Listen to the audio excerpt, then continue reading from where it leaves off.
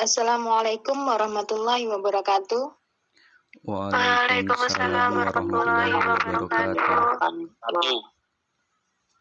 Alhamdulillahirabbil alamin wa bihi nasta'inu ala umuri dunya waddin. Wassalatu wassalamu ala asyrafil anbiya'i wal mursalin sayyidina wa maulana Muhammadin wa ala alihi wa sahbihi ajma'in amma ba'du. Baik, di sini saya perwakilan dari kelompok 9 yang akan mempresentasikan hasil kelompok kita, yakni tentang konservasi lingkungan berbasis kearifan lokal. Di sini saya sebagai moderator dan ada teman saya satu lagi yaitu Indah Ayu Wulandari. Untuk Mbak Indah untuk bisa membacakan materi pertama. Tempat dan waktu dipersilakan. Baik, terima kasih kepada Mbak Aisyah. Pengertian kearifan lokal. Secara etimologis, kearifan lokal terdiri dari dua kata, yaitu kearifan atau wisdom dan lokal atau lokal. Pada KBBI, lokal berarti setempat, sedangkan kearifan sama dengan kebijaksanaan. Sehingga jika dilihat secara etimologis, kearifan lokal atau wisdom dapat diartikan sebagai gagasan-gagasan setempat atau lokal yang bersifat bijaksana, penuh kearifan, bernilai baik, yang tertanam dan diikuti oleh anggota masyarakatnya.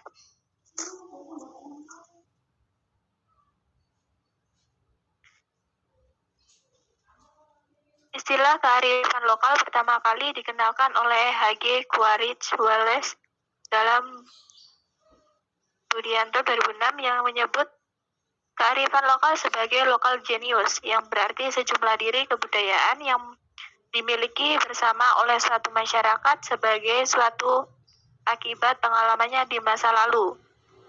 Menurut Yunus, mengartikan kearifan lokal sebagai budaya yang dimiliki oleh masyarakat tertentu dan di tempat-tempat tertentu yang dianggap mampu bertahan dalam menghadapi arus globalisasi. Karena kearifan lokal tersebut mengandung nilai-nilai yang dapat dijadikan sebagai sarana pembangunan karakter bangsa. Menurut negara, pada tahun 2011 menyatakan bahwa kearifan lokal bukan hanya menyangkut pengetahuan atau pemahaman masyarakat adat atau lokal tentang manusia dan bagaimana relasi yang baik di antara manusia, melainkan juga menyangkut pengetahuan, pemahaman, dan adat kebiasaan tentang manusia, alam, dan bagaimana relasi di antara semua, di mana seluruh pengetahuan itu dihayati, dipraktikkan, diajarkan, dan diwariskan dari satu generasi ke generasi. Kemudian fungsi kearifan lokal. Fungsi kearifan lokal tersebut antara lain untuk yang pertama, konservasi dan pelestarian sumber daya alam. Yang kedua yaitu mengembangkan sumber daya manusia. Yang ketiga, pengembangan kebudayaan dan ilmu pengetahuan. Serta yang keempat yaitu petunjuk tentang petua, kepercayaan, sastra, dan pantangan. Kemudian materi selanjutnya akan disampaikan oleh Mbak Aisyah Amini. Kepadanya dipersilakan.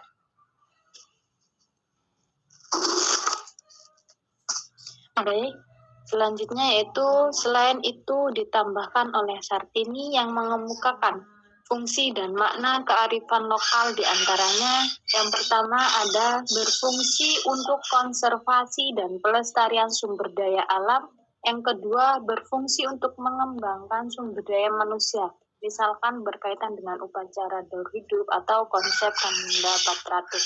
Yang ketiga ada berfungsi untuk mengembangkan kebudayaan dan ilmu pengetahuan, misalnya pada upacara Saraswati, kepercayaan dan pemujaan pada Pura Panji. Yang keempat, berfungsi sebagai patuah, kepercayaan, sastra, dan pantangan. Yang kelima, ini bermakna sosial, misalnya upacara integrasi komunal atau kerabat. Yang Keenam, yakni bermakna etika dan moral yang terwujud dalam upacara ngaben dan penyucian roh leluhur, serta yang terakhir bermakna politik, misalnya upacara ngangkuk merana dan kekuasaan patron klim. Selanjutnya yaitu B, pengertian konservasi lingkungan. Konservasi menurut ajaran Islam, Misbah Nur mengemukakan bahwa menurut pandangan Islam terdapat 4 konsep penting yang harus dipahami untuk membangun pemahaman agama terhadap ekologi atau lingkungan, yaitu yang pertama tashkhir, penundukan, abdi, kehambaan, khalifah, pemimpin, dan amanah, dipercaya. Keempat konsep tersebut berasal dari konsep tujuan penciptaan alam semesta dan manusia. Pandangan yang komprehensif terdapat 4 konsep tersebut secara seimbang akan memberikan pandangan yang baik mengenai relasi manusia dan lingkungan dalam kaitannya dengan keseimbangan alam. Lingkungan merupakan segala sesuatu yang terdapat di sekitar manusia, meliputi binatang, tumbuhan, tanah, air, dan lain sebagainya.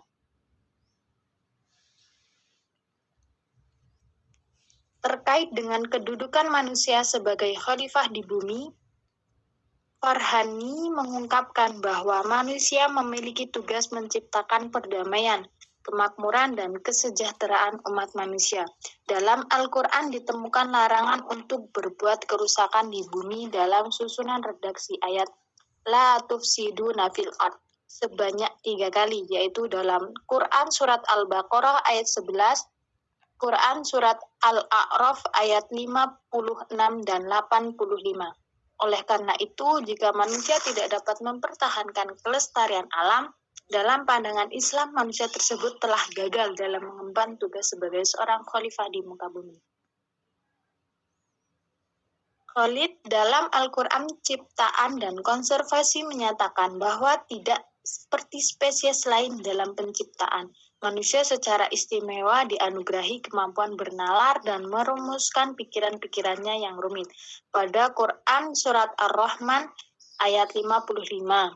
1-7 Allah SWT Shallallahu Alaihi Wasallam berfirman, Tuhan yang Maha Pemurah yang telah mengajarkan Al-Quran, Dia menciptakan manusia, mengajarkannya pandai bicara, matahari dan bulan beredar menurut perhitungan, dan tumbuh-tumbuhan dan pepohonan keduanya tunduk kepadanya. Dan Allah telah meninggikan langit dan Dia meletakkan keadilan. Baik, sekian presentasi dari kelompok kami. Apabila ada yang kurang paham atau banyak kesalahan, dapat didiskusikan di grup. Yang ingin bertanya, kembali kepada saya pribadi sebagai moderator. Apabila banyak salahnya, saya mohon maaf. Dan kepada Allah saya mohon ampun. Saya akhiri, wallahul muwaffiq ila aqwamit thoriq. Wassalamualaikum warahmatullahi wabarakatuh. Waalaikumsalam warahmatullahi wabarakatuh. wabarakatuh.